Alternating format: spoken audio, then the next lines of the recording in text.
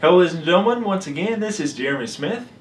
Quite some time ago we looked at Sigma's new 50mm 1.4 Art Series lens, and of course I was thrilled with it just as I was with the 35mm. But how does this lens hold up over the long term? Today we're going to be finding out.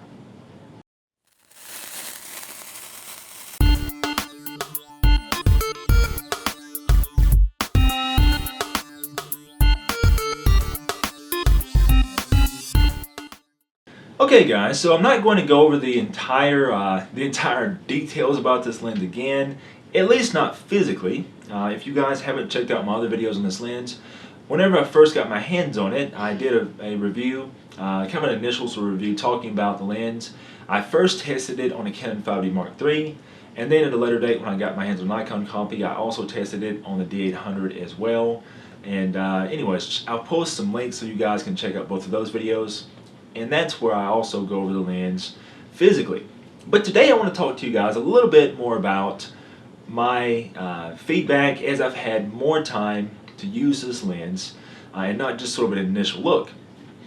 The biggest thing about this lens, or rather the biggest thing that led me to this lens, is that I've been shooting my Nikon 50mm 1.4G for quite some years now, and unfortunately, and I'm not really sure if this is because of me just getting to be more and more picky or what, but these days I'm not nearly as impressed with that lens as I once was. And I've been using the Sigma 35mm 1.4 for quite some time, and it's been very, very outstanding. I also use the Nikon 85mm 1.8G and a few others, and those two lenses there, the 85 and the 35, are the ones I use the most. However, I found that I wanted something in between those two focal lengths, so once again a 50 has started to make sense for me. In past testing, I did try out Nikon's 58mm 1.4G. You guys probably remember that video. And that lens did produce some unique attributes. You know, it has very, very good bokeh, especially when we start talking about like point light sources and things along those lines. However, I felt like that lens was much more of a specialty type lens. You know, even with its very, very good bokeh, it's not quite as sharp wide open, which I understand, guys, sharpness is not everything.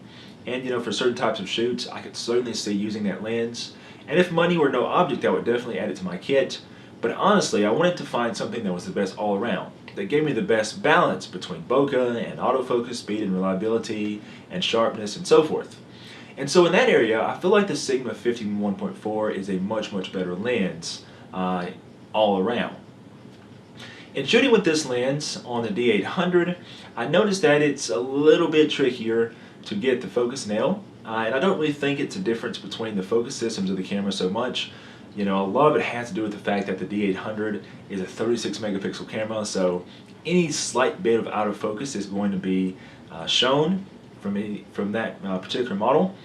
Only Canon, you know, the Canon being 22 megapixels and such, you know, it doesn't show as much detail. Canon's autofocus system is probably slightly better in low light conditions. At any rate, though, both cameras handle the lens very, very well. I am, of course, looking very, very forward to seeing what Nikon comes out with to replace the D810. As I've said only a bazillion times on this channel, I think that's going to be absolutely awesome. And we will see a much better focus system there, so it'll be interesting to see how this lens does there as well. Now, that is not to say at all that the D800 didn't do a good job with this lens. I shot with this lens during a lot of low light conditions. On a recent personal project, I started shooting earlier in the day and I shot until the sun went down, and the camera still did very, very good focusing in low light. Even whenever I was shooting with this lens wide open at 1.4, I still got outstandingly sharp results. So all in all, very good. And as you guys can tell, even though the bokeh perhaps is a bit better on the 58 1.4 Nikkor, this lens is definitely no slouch in regards to bokeh either. So all in all, very, very good all-around lens. Speaking of the Sigma lenses or any third-party lens in terms of future camera bodies, one thing I've been very happy with Sigma is that they have been doing a good job at coming up with new firmware updates. So recently, Sigma came out with some updates for some of their lenses to work with Nikon's new D500, And so that proves to me that Sigma is committed to this plan. And this is one of my biggest objections, or rather used to be one of my biggest objections with aftermarket lenses, was that there was just simply no, you just kind of roll the dice whenever you start dealing with any type of future cameras. And none of us like to send off our lenses and have them updated and all that.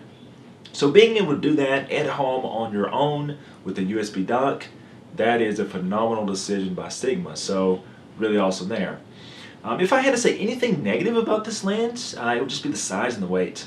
It's, obviously as a photographer I'm not shy of big lenses at all, but for a 50mm lens, this is definitely not a small and compact lens. And this is exactly why I'm still hanging on to my Nikon 50mm 1.4. While it's not as good of a lens as the Sigma, it is a heck of a lot smaller. So I'll definitely be retaining it for those times when I don't want to carry around a very, very big and large and heavy kit. Anyways, guys, if you guys have any questions or anything, feel free to write me in the comments below. I always love to hear you guys' feedback. Check me out on Instagram. I've been posting all my latest photos there. And here recently, I've even been doing a few Facebook live video things. So be sure to check out that as well. Until next time, guys, don't forget to like, share, and subscribe. This is Jeremy Smith, signing off.